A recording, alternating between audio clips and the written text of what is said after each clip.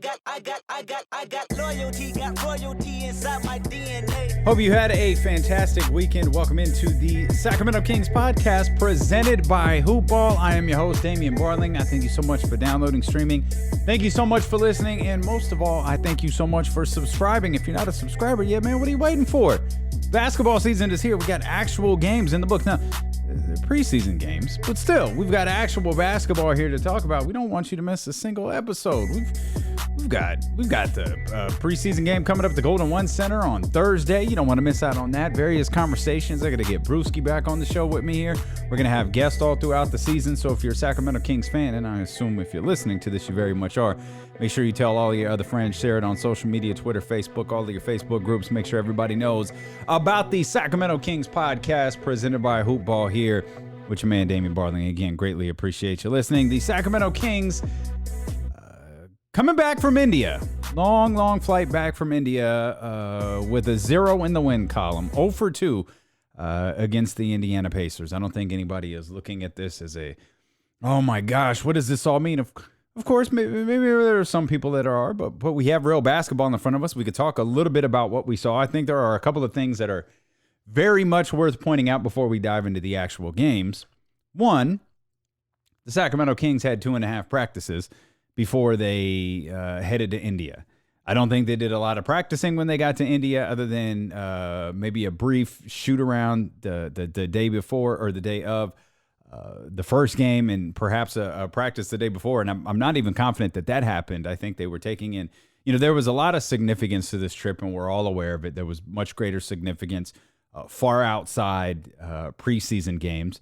There was great significance for the Sacramento Kings owner, Vivek Ranadive, and great significance for the NBA in general to play their first games in India. And, David Stern started this trend. Adam Silver is very much behind continuing to grow the game of basketball across the entire world. So I'm sure Luke Walton, it's clear that Luke Walton cared whether they won or lost. And I have to imagine that Vivek Ranadive desperately wanted to have his team that he owns win a game in his home country. And I'm sure Luke Walton was aware of that. I'm sure the players were aware of that. I mean, you don't have to look any further than the box score from Friday. Here, it was Friday morning's game, and see that, Marvin Bagley played, damn near 30 minutes. Harrison Barnes played 34. De'Aaron Fox played 33. Like, their big guns played big minutes. But still, I don't know what big of a deal this is. The only team that I know that practiced less was the Houston Rockets. I felt like the Houston Rockets, I think they opened up training camp with a preseason game against Shanghai. So, again, take for this whatever you want. But there are some things of noting that I do wonder, what do we got here? There's some positives. There's some negatives. There are some familiars. Both games, there's a lot to take away from both games. Let's start with this. The team looked incredibly sharp, by the way. Let's start with the starters. Starters the same both days. Marvin Bagley, Harrison Barnes, Dwayne Dedmon, De'Aaron Fox, Buddy Hield. Now, I point that out only because the lineup, particularly the one that ended the Friday morning game, was different. The team that was playing in crunch time and into the overtime and through the overtime was different than the group that started it. It was still Bagley, obviously. It was Barnes. It was De'Aaron. It was Buddy. But instead of Dwayne Dedmon, it was Trevor Ariza, and that caught my attention immediately. And I thought, okay, you got a veteran presence out there. And forgive me, Trevor Ariza, for thinking maybe you weren't the caliber of defender you were 5 years ago, 10 years ago, or whenever, because he had a play there towards the end of regulation that probably should have sealed the game, but I swear to you, I saw Nate McMillan as the play was as the game was going on, and Malcolm Brogdon crossed half court. I saw Nate McMillan trying to call the timeout. I just didn't think he got it. I thought Trevor Ariza swiped the ball away from him before the referees gave him the timeout. But in any event, they got the timeout. We know how that story played out. But the difference in the starting lineup and the closing lineup, I guess, if you will, that was something that caught my attention. Like, okay, no Dedmon out there. You got Trevor Ariza. And that's not necessarily a positive or a negative. It was just a note, just something I jotted down. The FIBA guys looked really good, particularly on Friday. Harrison Barnes looked great. Bogey looked like he picked up right where he left off, and Nemanja Bjelica looked good. And we're going to get back to that conversation in a minute because he's going to factor into some questions and some takeaways that I have from this game. But I thought the FIBA guys looked really good. I thought the team looked sharp, particularly there in the first quarter. I think they had 39 points there in the first quarter. Again, really, really sharp. Now, there are some positives and some negatives to the amount of points that they scored per quarter, as in they scored 39 in the first, 33 in the second, 25 in the third, 21 in the fourth.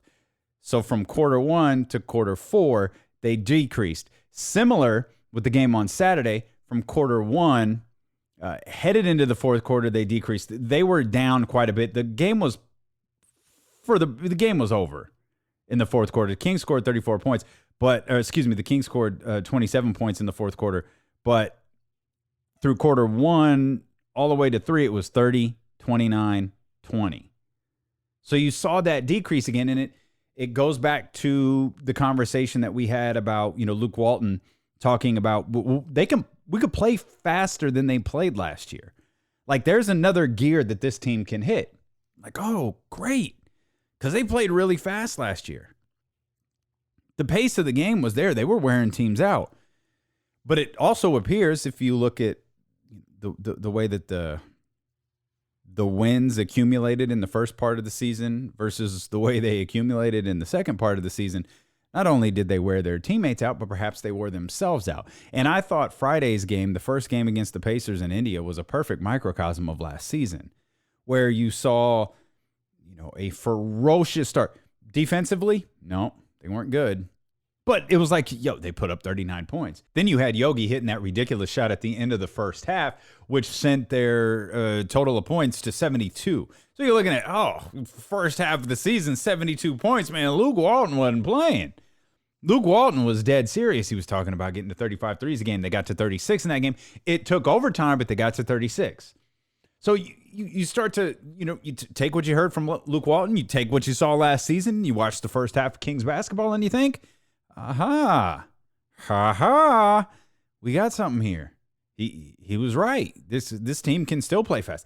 Hell, I was wondering whether Luke Walton proclaimed it or not. I wondered if the team could keep the same pace that they did last year. Like, this is difficult. They're playing at an incredibly fast rate. We saw that they couldn't finish the season the same way they started. Now, I don't know if that was a conditioning thing.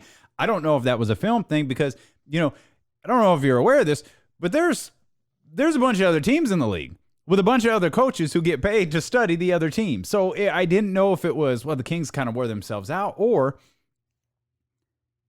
the other teams figured them out. And I think Nate McMillan is a fantastic head coach. I think Nate McMillan is a, for lack of a better term, he's a fantastic defensive coordinator as well. Like, he really understands the nuances of playing defense in the NBA. So from the first half to the second half, I thought that's what I thought the change in the game was. I'll give 100% credit to Nate McMillan. I don't think the Kings wore themselves out. I don't think they were sloppy. Nothing like that. Well, they were sloppy with the ball. There were far too many turnovers, in particularly with the game on Friday. But I'll give credit to the Pacers getting back into that game and the Pacers ultimately winning that game to their head coach, Nate McMillan. Obviously, the personnel out there on the court, but Nate McMillan's a really good defensive coordinator, really good defensive coach. He's a great head coach, and I think they made the necessary adjustments to counter everything the Kings were doing. Because I could be wrong, but I think if a team goes up 70, if the team puts up 70 points in the fourth quarter, if the team puts up 70 points in the first half, a coach is going into the locker room going, they're not going to keep that pace. They're not going to keep that pace late in the third quarter, and they're not going to keep that pace in the fourth quarter. Just keep it close, play better defense, and you run over whatever nuances you go over during practice. You run over whatever schemes going on during practice. You run over. You have no film, going into your first preseason game of the season, but you do know. Well, this team played really fast last year. Their new head coach has said they're going to play even faster this year, so you have an idea of what they're going to do. I thought Nate McMillan made the necessary adjustments. They forced the Kings into a lot of turnovers there in the second half. And ultimately, the Pacers went on to win that game. The game on Saturday, I I don't really know what to do with that one. I felt like that was more of a, you've been in India for, I guess at that point, maybe 5 days. You want to practice. You played an overtime game. I don't even think there should be overtime games. And I get giving the fans, extra basketball, particularly there in India. And I thought the crowd that they had, which was predominantly kids there on that Friday game, that was awesome. I thought everything they did was just absolutely fantastic. But from a player's perspective, from an NBA perspective, do you really have to? Can't you just go like, hey, good run, guys. Let's throw, the balls into the stands and wave to everybody and let's get out of here. Like, do you really need to play the extra 5 minutes? But, they did. And I thought Saturday's game was more of a, let's get through the game. Let's get out of here. I mean, with that said, De'Aaron, Buddy, like those guys played a lot more minutes than I expected in that Friday game, or excuse me, in that set. They played a lot more minutes than I expected in both games. But after that overtime game, I thought, you saw Harrison Barnes think he played 16 minutes on Saturday. That's what I expected from Bagley, De'Aaron. I expected all of them to play about 16 minutes. I thought we were going to get a heavy dose of like Kyle Guy, and Yogi Ferrell. And to a certain degree we did. But, De'Aaron still, Buddy, he was pushing 30. But 28 minutes for him, 26 minutes for De'Aaron. Again, it was more than I thought they were going to play coming off of that Friday game. And, whatever. I look a lot more at that at the first game against the Pacers than I do the second one, because I think they were ready to get out of there. They're ready to get home. I know that they're home now. I don't know what the schedule looks like for them. I have to imagine, this is just a guess on my part, and I don't know this for sure. I haven't gotten this confirmed by anybody within the Kings or with the media outlet. I assume they're going to be off today, maybe do some rehab stuff, some stretching stuff, some stuff to eliminate jet lag. I would think they're just out of the building tomorrow and they don't even have to see each other. And then they're back at it on Tuesday, and they got to get ready for the Phoenix Suns coming up here on Thursday. A couple of other notes to take away from these two games. And you can argue whether this is something that's concerning to you or it's not, is the fact that they gave up 262 points in 2 games. I would think that has to be a bit concerning. Not because Luke Walton started his, 3 practices or whatever it was with defense. Not because they went to the podium on media day and they were talking about defense. And you heard Buddy talking about defense, and you heard about Harrison Barnes talking about defense and the commitment to the other side of the ball. Again, they barely practiced before heading off to India. You kind of revert to what you do best in those situations. You're out there. You haven't gotten to practice a lot. Well, what do we know? Well, we know we can run. We know offense. We know Buddy can shoot threes. Let's just do that. We'll figure out the defensive thing later.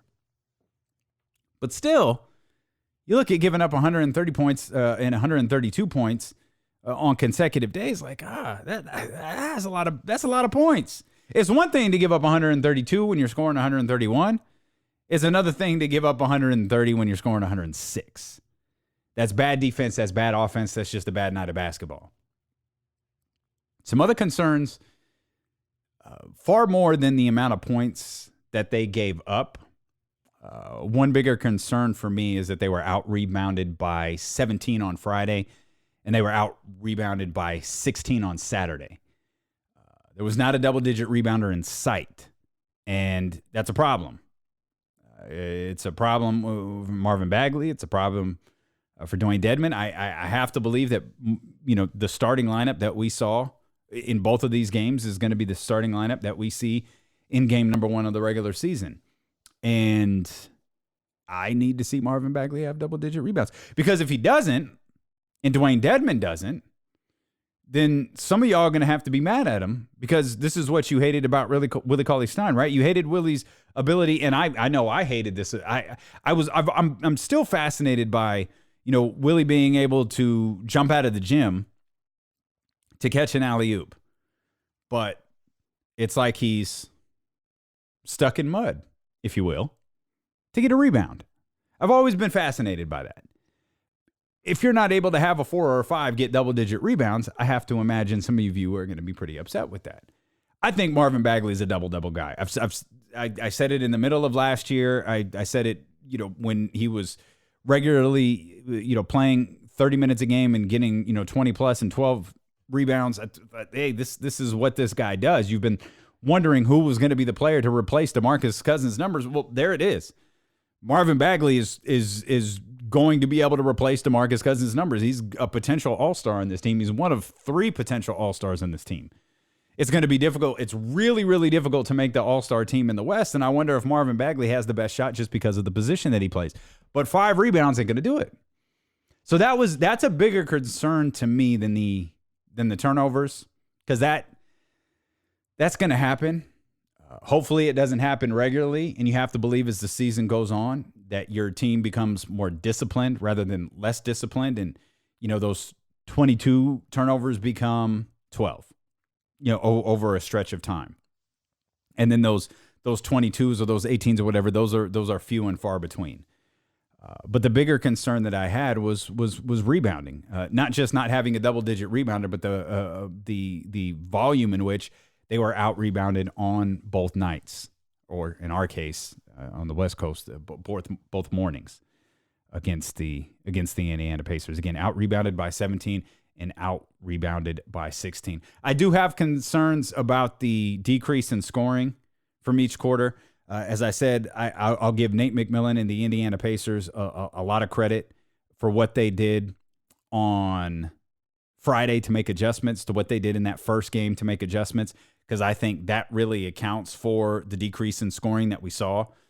39, 33, 25, and 21. Obviously, overtime is a little bit different, so I'm not really going to factor that in. Obviously, it was less points, but it doesn't really count because of the amount of time that they played. Same thing happened through quarters number 1, 2, and 3 on Saturday. And until I see differently, I wonder, is this a team that can't keep up with the pace that they try to set in the first quarter? Because we heard player after player, coach after coach say it's really difficult to keep up with them. And, early in the preseason, I wonder, is it difficult for them to keep up with themselves? Can they not hold that pace that they desperately want to establish, that teams are going to be ready for? By the way, the Sacramento Kings aren't catching anybody off guard this year. They know what Buddy Hield can do. They know how fast De'Aaron Fox is. They all watched Bogdan Bogdanović and what he did. And so there's okay, we know how to deal with this now. We know how to attack this. Nate McMillan knew how to do it, in my opinion. Nate McMillan knew how to do it in the middle of a game. They got to halftime, and he said whatever he said, and you saw that team come out and take a different approach. They really slowed things down a little bit, and I think that ultimately frustrated the Sacramento Kings, because the Pacers, not only did they slow things down, but they continued their trend, because there are some people who think, well, when you're going to play as fast as the Sacramento Kings are, you're going to be out-rebounded all the time, because your goal is to get back down the court as quickly as possible. So maybe you're sprinting down the floor when you should be crashing the boards. And the Pacers slowed the game down on Friday and still just continued to out-rebound them. The Kings couldn't establish a pace, and if that becomes a trend, if I'm right, and I have no idea if I am or not, but if Nate McMillan made the necessary adjustments in that first game, and that is ultimately what slowed the Sacramento Kings down, at least to a certain degree, what makes you think that there aren't more coaches in the league that are going to be able to do that? Because the Kings are going to have to win games this year where they can't keep that pace. And I think we certainly saw them do that last year. We saw them win a handful of games in which, well, they were ugly. The games weren't good. The one that always comes to mind first is the Detroit game. The Kings had no business winning that game in Detroit when Buddy Hield hit that buzzer beater. That buzzer beater was trash, but he knew it was trash. They all knew it was trash. They knew they played like crap. That's why they ran the hell out of Michigan. But I don't feel like there were very many of those. I don't feel like there were many more. Oh gosh, good teams, they can struggle. They can be off of their game plan. They didn't do tonight what they do best, but they won. And again, the Kings did have those moments last year, but they were few and far between. They need to have more of those moments. Sure, you want the Kings to be able to establish pace every single game. They're not going to be able to. Or They can establish the pace, but the shots aren't falling. They're going to have to find other ways to win games. And those other ways are going to be defensively. They're going to be on the boards. And if you're shooting poorly, or that team is eliminating you from getting up and down the court, fine. Don't turn the ball over. So you have to start finding other categories. You have to start finding other things that the Sacramento Kings can do well in order to not lose games in which the pace isn't there. Or perhaps the pace disappears in the third or fourth quarter. Like the pace disappears in the fourth quarter against the Indiana Pacers on Friday, no problem. Hang on. Don't turn the ball over. Find the hot hand. Find a way to win. So they weren't able to do it. Again, 2.5 days of practice, 2 games into preseason, an 18-hour flight away. Let's see what happens on Thursday. I think it's against the Phoenix Suns at the Golden One Center. Let's see what happens there. You know, a couple of honest takeaways, man, as we wrap things up. And again, appreciate you so much for being here. Make sure you subscribe, download. Make sure you tell all your friends about this, about the Sacramento Kings podcast. I think one thing that Kings fans should be really happy about is that the pace is still there. And I had genuine concern as to whether it would be. Because, I mean, it's difficult. It's easy for a coach to say, well, this is what we're going to do. This is what we're going to do. But can they implement it where all the players buy into it? Another thing that I think is really great for the Kings is they seem to all love and embrace Luke Walton as their coach. And that's not something that we saw from Dave Joerger. You could argue that Dave Joerger was fired for his lack of people skills more than anything else. Dave Joerger's kind of an awkward personality guy. He's a little bit different. And you never heard, or at least I didn't, and you could certainly correct me if I'm wrong, I never heard, oh man, Buddy and De'Aaron and Dave Joerger, they were joking around after practice. Or I'd never heard De'Aaron go, yeah, I love the way that Dave Joerger does this, or I love the way Coach does this. I never heard that last year. They didn't say anything negative about him, but you never heard any praise.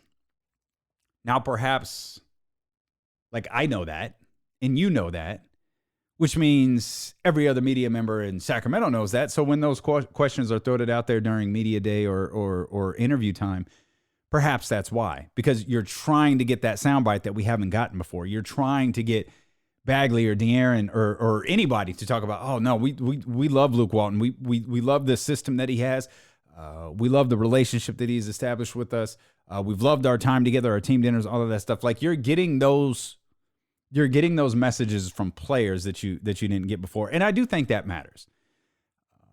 I'm sure there are plenty of players in the league who play or have played for coaches that they didn't like, but were really successful. But I feel like when you love and respect your coach, or in your case, in our case, like when you love or respect like your boss, I know for like program directors that I've had in the past, or even, you know, people above program directors or the people above them, like if I want to, like if I respect you, I will run through a wall for you. Like I will do like whatever you want me to do to make sure we're successful. I'm going to do it. Man, it's a lot harder to do that when you don't respect the person. When you don't respect the people who have titles that make them your boss or put them above you. When you don't respect those people or you don't think they're doing their job well, it's really difficult to put your head down and run through a brick wall because you know that's going to hurt. Like nobody wants to do that. Nobody just wants to go crash their head into a brick wall, especially, you know, you ain't going to be thanked for it. You know, you're not going to be praised for it. You know, you're not even going to be giving up a thumbs up or a high five or anything like that. So it's difficult. So the fact that these guys are willing and open to come out and say, yeah, no, we love playing for, coach, that's our guy. That's the guy. I think that's another good takeaway here through the first week of practice, the first couple of games of preseason, media day, and all of that different stuff. Another takeaway here from the first 2 preseason games is while the pace is there, defense is not. Not that the Kings have never been a great defensive team, but 262 points on back-to-back nights, I think there's a little bit more at play than a new coach and an 18-hour flight and the time adjustment and all that. I think there's a little bit more at play than that. And if I'm Luke Walton and I'm that coaching staff, like I'm concerned. Like, hey, we need to address this. Now, I understand that we didn't have a lot of practice time, and I understand we traveled, 18 hours across the country. Like, I know, but we can't do that. Like, that can't be us. We've got to fix that. And if my, timeline is correct and they wind up resuming practice on Tuesday, I'm going to guess that they're going to be resuming just as they started training camp with a bunch of defensive drills and a bunch of defensive work. I don't know that this is a takeaway, but I'm going to throw this out there for you. And if you want to respond, I've got a 24/7 text line. You could connect directly with me anytime you want to. 916-888-5898. Again, it's 916-888-5898. After watching Nemanja Bjelica, and, I think we're all under the assumption that Dwayne Dedmon is going to start, barring injuries or anything along those lines. What do you think Harry Giles is going to fit into this?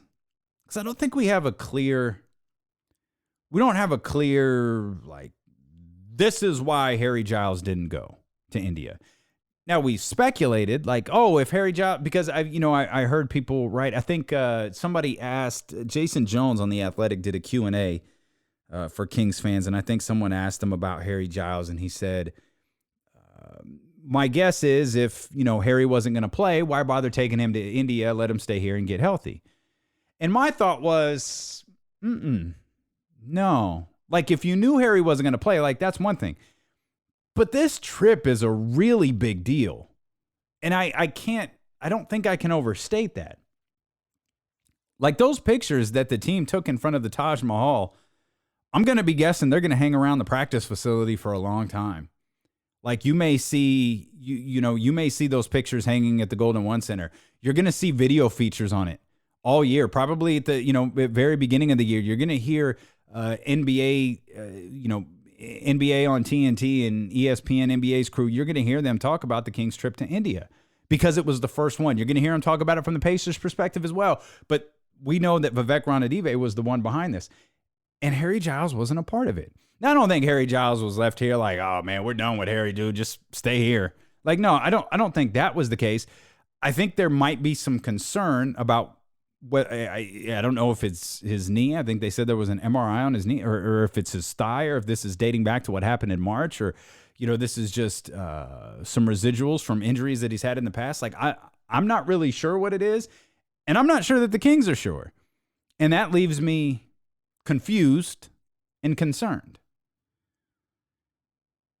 Where is he going to fit in this? I really like Rashawn Holmes. He didn't play on Saturday. He was labeled like, I think he had a sore left groin. But he played a little bit on Friday, and I loved his energy. Absolutely loved his energy. And that's kind of what we had heard. That's what we had always heard about Rashawn Holmes, is that he is a high energy guy. He's going to go after everything. He's going to bust his ass. And if he is on your team, you're going to know his name and you're going to love him. I can see that already. And that much is crystal clear. So now you have suddenly it's crowded in the 5 spot. Suddenly it's crowded in the 4 or 5 spot. It's like, where does Harry Giles fit in this? And now with that much depth, of course, you can, assuming, none of those guys fall on their face, and I don't think any of them will. With that much depth, you have the ability to take your time with Harry Giles. And if Harry Giles isn't ready for the first game of the season, that's okay. If he's not ready for the second game of the season, that's okay. But at what point is it like, well, Harry's not going to really, barring an injury, Harry's not going to really factor into what we're doing here with our bigs.